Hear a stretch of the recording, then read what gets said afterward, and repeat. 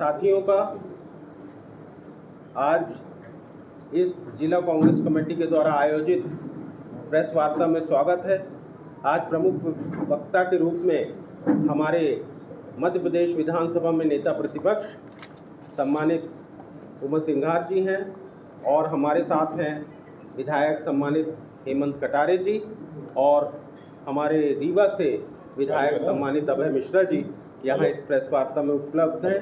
साथ में हैं हमारे शहर के अध्यक्ष सम्मानित लखनलाल खंडेलवाल जी, सम्मानित पूर्व विधायक सुखेंद्र सिंह बन्ना जी। साथियों, अब मध्य प्रदेश के और रीवा जिले के कुछ ज्वलंत मुद्दों पे नेता प्रतिपक्ष महोदय आपसे कुछ चर्चा करेंगे। धन्यवाद। विधानसभा के उपनेता श्री हेमंत कटारे जी अपनी बात रखेंगे। प्रेस के साथी आप सब लोगों को मेरा प्रणाम, नमस्कार सब लोगों को। और इस आशा के साथ हम लोग अपनी बात कहेंगे कि जिस ईमानदारी निष्पक्षता से के साथ अभी तक आप लोग हर जनहित के विषय को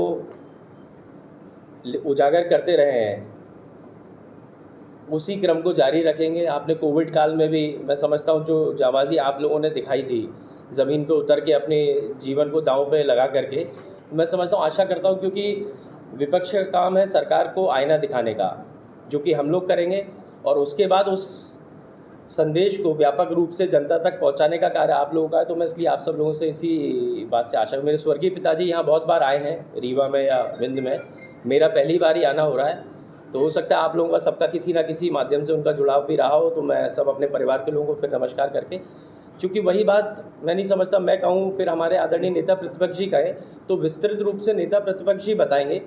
मैं सिर्फ आपको औपचारिक जो बात है जिसके कारण आज हम लोग यहाँ हैं, मोटी बात आपको बता देता हूँ। इस क्षेत्र से, विंध्य से मेरे परिवार का, हम सब लोगों का विशेष लगाव रहा है, और जब से ये दायित्व हम लोगों को आदरणीय राहुल गांधी जी ने, खड़गे जी ने सौंपा है, नेता प्रतिपक्ष जी को, मुझे या प्रदेश अध्यक्ष जी को, सब लोगों को हमको जो जिम्मेदारी दी है, हम सब लोग विंध्य की हमेशा चिंता करते रहे हैं। और यहाँ के विषयों को लेकर के, चाहे जो माननीय विधायक हों या पूर्व विधायक रहे हों या वरिष्ठ कांग्रेस के लोग हों, समाज सेवी हों, या जो लोगों ने चुनाव लड़ा प्रत्याशी, हम लोग उनसे निरंतर चर्चा करते रहते हैं और चिंता मनन करते रहते हैं कैसे उन समस्याओं का निराकरण होगा। बड़े शर्म की बात है कि हम उस जिले में आज आकर के बैठे हैं जहाँ पे इतने बड़े अपने आप को कद्दावर कहने वाले नेता भारतीय जनता पार्टी के हैं, जो deputy CM, second to CM, मतलब सेकंड पद पे हैं, और उनके खुद के गृह जिले में वो जिस विभाग के मंत्री हैं, और जो नरसिंह महा घोटाला इस समय पूरे प्रदेश में फैला हुआ है, उनके खुद के गृह जिले का एकमात्र जो सरकारी कॉलेज है वो अब वो है, क्या कहते हैं, अनसूटेबल है। तो और ये भी हाईकोर्ट के निर्देश पे, ऐसा नहीं कि मंत्री जी की नींद नहीं खुली थी। तो मेरा ये कहना है, जिस दमदारी से नेता प्रतिपक्ष जी ने इस पूरे विषय को उठाया नरसिंह महा घोटाले को, विश्वास सारंग को तो पहले फुर्सत में शर्म के मारे इस्तीफा दे देनी चाहिए, लेकिन शर्म तो है ही नहीं लोग। दूसरी बात, माननीय डिप्टी सीएम भोपाल में कद्दावर नेता है, लेकिन गृह जिले की स्थिति क्या है ये तो देखिए। आप प्रदेश को क्या उदाहरण दे रहे हैं अपने गृह जिले से, ये पूरा प्रदेश देख रहा है। युवाओं के रोजगार की चिंता की और बातें करते हैं, बड़ी बड़ी लाखों करोड़ों रोजगार की। सच तो यह है कि अभी हाल ही में इनके एक विधायक ने, आप सब लोगों ने सुना होगा, उन्होंने कहा कि अपनी डिग्रियां फेंक दो और पंचर की दुकान खोल लो। ये संदेश दे रहे हैं युवाओं को। ऊपर वाले कह रहे हैं कि भजिए तलो, पकौड़े तलो, और नीचे वाले प्रदेश के लोग कह रहे हैं कि पंचर की दुकान खोलो। ये युवाओं के लिए इनकी सोच दर्शाती है। चूँकि यहाँ काफ़ी सारे युवा हैं और यहाँ की विंध्य की राजनीति मैंने देखा, युवाओं का बड़ा अहम भूमिका होती है। माताएं, बहनें, महिलाएं भी हमारी खड़ी हुई है। तो आप सबको याद होगा मंच से कैसे चिल्ला चिल्ला के इनने 3,000 रुपये का वायदा किया था। चिल्ला चिल्ला के 3,000 रुपये का कहते थे कि 3,000 रुपये देंगे, 3,000 रुपये देंगे। और जब शर्म की बात यह कि जब बजट आया तो नेता प्रतिपक्ष जी ने भी पूछा, हमने भी ढूंढा, वो 3,000 रुपये हम ढूंढते ढूंढते पूरी किताबों के पन्ने पलट दिए, लेकिन 3,000 रुपये नहीं मिले। तो इस तरह की दुर्भाग्यपूर्ण बात है कि कथनी और करनी में अंतर है। अब मैं चाहूँगा कि मैं और समय ना लेते हुए सारे जो विषय हैं यहाँ के जनहित के विषय, जो समस्याएं हैं, उन सबको लेकर के आदरणीय नेता प्रतिपक्ष जी उस पर प्रकाश डालेंगे और आपसे अपनी बात कहेंगे। हमारे माननीय उपनेता हमारे हेमंत कटारे जी, इधर रीवा क्षेत्र के एकमात्र विधायक अभय मिश्रा जी, सम्मानित राजन शर्मा जी, सम्मानित खंडेलवाल जी, सम्मानित पद्मेश गौतम जी, सम्मानित सुगेंद्र सिंह बना जी और सभी सम्मानित साथियों, सम्मानित पत्रकार बंधुओं, जिस प्रकार अभी हमारे हेमंत जी ने बताया कि प्रदेश में बीजेपी सरकार कैसे बनाती है, 5 साल लुभाने वादे करती है और आखिरी के अंदर एक वादे पे सरकार बनाने की बात करते हैं। शिवराज जी थे, उन्होंने कई वादे किए, घोषणावीर कहलाने लग गए और शिवराज जी चले गए। उन्हीं की सरकार, उन्हीं के लोगों ने उन्हें यहाँ से रवाना कर दिया। लाडली बहना बेचारी या लाडली बहना मामा को देख रही, मामा नहीं है। तो मैं कहना चाहता हूँ कि जिन वादों पे सरकार आई, चाहे धान के समर्थन मूल्य की बात करी हो, चाहे आपने गेहूं की समर्थन मूल्य की बात करी, इनके घोषणा पत्र में मुख्यमंत्री जी हमेशा कहते हैं कि ये भाजपा घोषणा पत्र रामायण और गीता की तरह है, लेकिन वो रामायण गीता इनका घोषणा पत्र पढ़ना नहीं चाहते। तो लाडली बहना आपको पता है क्या स्थिति है, बजट में कोई प्रोविजन नहीं रहा। चूँकि इस क्षेत्र हमेशा कहीं ना कहीं परंपरागत रूप से कांग्रेस का एक मजबूत गढ़ रहा है और हम समझते हैं कि पार्टी को एक मजबूत दिशा की आवश्यकता है। लेकिन इस बिंदु के दौरे में मैं आया हूँ, मैं समझता हूँ कि यहाँ प्राकृतिक संसाधन भी काफ़ी है और एक बिंदु की भूमिका होती है सरकार बनाने में, निर्णायक स्थिति में होती है। अब यहाँ पर कहने के तो नर्सिंग कॉलेज की शुरुआत भी देखा जाए तो सरकारी कॉलेज से हुई कि जब सीबीआई को पता चला कि सरकारी नर्सिंग कॉलेज के अंदर ही फैकल्टी नहीं है तो अनन फनन में नियम बदल दिए गए। और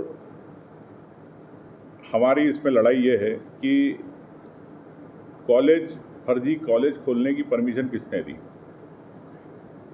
नियम किसने बदले, कौन सीटों के नाम पे दलाली कर रहा था, क्या विश्वास सारंग और उनके महेंद्र गुप्ता पे क्यों नहीं सरकार जांच करा रही है, क्यों सीबीआई जांच नहीं कर रही है।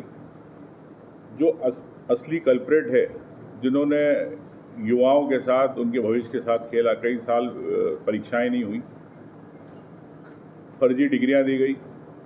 और मैं समझता हूं कि अगर फर्जी डिग्री दी जाएगी कोई नर्स को, एएनएम को, तो कैसे एक मरीज का इलाज करेंगे, राम भरोसे आप समझ सकते हैं। तो एक ये मानवीय पहलू भी है और युवाओं के भविष्य की बात है। तो इस लड़ाई को पूरी प्रदेश कांग्रेस, हम लोग सब लड़ रहे हैं, विधायक सभी लोगों ने इस बार मजबूती के साथ लड़ा और इस लड़ाई को निरंतर रखेंगे, क्योंकि इस प्रकार के घोटाले दोबारा ना हो भविष्य में, मैं ऐसा समझता हूँ। एक चीज़ और है कि नर्सिंग के बाद स्वास्थ्य और नशे की बात भी आती है। उड़ता पंजाब पिक्चर देखी, अब मुझे लगता है कि उड़ता रीवा होने वाला है। तो इस प्रकार, जिस प्रकार से यहाँ पे कोरेक्स की जो टॉनिक चल रहा है, तो मेरे को बड़ा आश्चर्य हुआ कि लोग शराब के यहाँ के मंत्री, स्वास्थ्य मंत्री, उप मुख्यमंत्री है, और मुझे जानकारी मिली कि योगी के पास भी गए थे वो कि मदद करने के लिए कि इस कोरेक्स को कैसे नशा को ख़त्म करें। तो मेरे को लगता है कि राजन शुक्ल जी ने खुद ने बता दिया कि खुद असक्षम है उप मुख्यमंत्री, जो यहाँ पे स्वास्थ्य के हिसाब से और यहाँ की अपनी रीवा को संभाल नहीं पा रहे, दूसरे प्रदेश के मुख्यमंत्री के पास जा रहे, तो बड़ी शर्म की बात है अगर मदद मांगने गए। तो मैं समझता हूँ कि इस पर जो जानकारी मिली है कि शराब से ज़्यादा नशा कोरेक्स का हो रहा है। तो इनके पीछे कौन लिप्त है, कहाँ पुलिस प्रशासन है, कौन अधिकारी लिप्त है जो ब्लैकमेलिंग करवा रहे, अवैध धंधा करा रहे। अगर उप मुख्यमंत्री के ज़िले में अगर ये स्थिति है, तो प्रदेश में आप प्रदेश के उप मुख्यमंत्री से आप क्या अपेक्षा रख सकते, आप समझ सकते। इंजीनियरिंग कॉलेज में है यहाँ पे, लेकिन जो जानकारी मिली कि फैकल्टीज़ नहीं है यहाँ पे, तो इंजीनियरिंग के लिए बच्चों को बाहर पढ़ने जाना पड़ता। तो सरकार किस प्रकार से असक्षम है और किस प्रकार से यहाँ पर व्यवस्था ही नहीं करती है और बड़े बड़े वादे करते हैं लोग। घटनाएं कई घटती हैं। इसके पहले भी आपको पता है कि सीधी में भी घटना घटी, 7 छात्राओं के साथ रेप हुआ, SC के साथ भी दशमत के साथ हुआ। और क्या स्थिति आपको पता ही है सीधी पेशाब कांड को लेके। रीवा शहर में कितने सालों से पौधे लग रहे हैं, अभी पौधे लगने का समय है। तो मेरे को लगता है कि 20 सालों में करीब 50 करोड़ के आसपास बजट के पौधे लग चुके हैं। और मैं भी रास्ते में जब आ रहा था फ्लाईओवर से उतरा तो पौधे तो नज़ारा दिखे। तो ये भी एक वृक्षारोपण के नाम पर रीवा शहर में जो घोटाला चल रहा है ये भी एक महत्वपूर्ण है। उसको हम आने वाले समय में प्रदेश में भी विधानसभा में इस मुद्दे को उठाएंगे। Sanjay Gandhi hospital super specialist अस्पताल जो कई समय से है, लेकिन मुझे जानकारी जो मिली है कि सरकारी अस्पतालों में मरीज सिर्फ नाम के लिए भर्ती होते हैं और डॉक्टरों ने अपनी दुकानें खोल रखी है, अपने नर्सिंग कॉलेज अस्पताल खोल रखे हैं, वहाँ शाम को भर्ती हो जाते हैं। सच्चाई आप में से बेहतर जानते हैं। तो क्या उप मुख्यमंत्री जी इतने असक्षम है, सरकारी कॉलेज की व्यवस्था ढंग से नहीं करा सकते? क्या उप मुख्यमंत्री जी का प्राइवेट डॉक्टरों के साथ ये सरकारी डॉक्टर जो कर रहे हैं जिनके वगैरह को लेके आपने देखा प्रयोगशालाएं पूरे जिले में चाहे आसपास के पूरे क्षेत्र में बंद है। 50-50 लाख रुपए खर्च हुए। प्रधानमंत्री मोदी की बड़ी लुभावनी योजना थी कि हम हर किसान की हर खेत की मिट्टी का परीक्षण करेंगे, लेकिन मैं समझता हूं कि आज तक ना वो स्टाफ है और सब प्रयोगशालाएं धूल खा रही है। तो ये सरकार सिर्फ एक ब्रांडिंग की है सरकार है और उत्खनन की और सरकार है।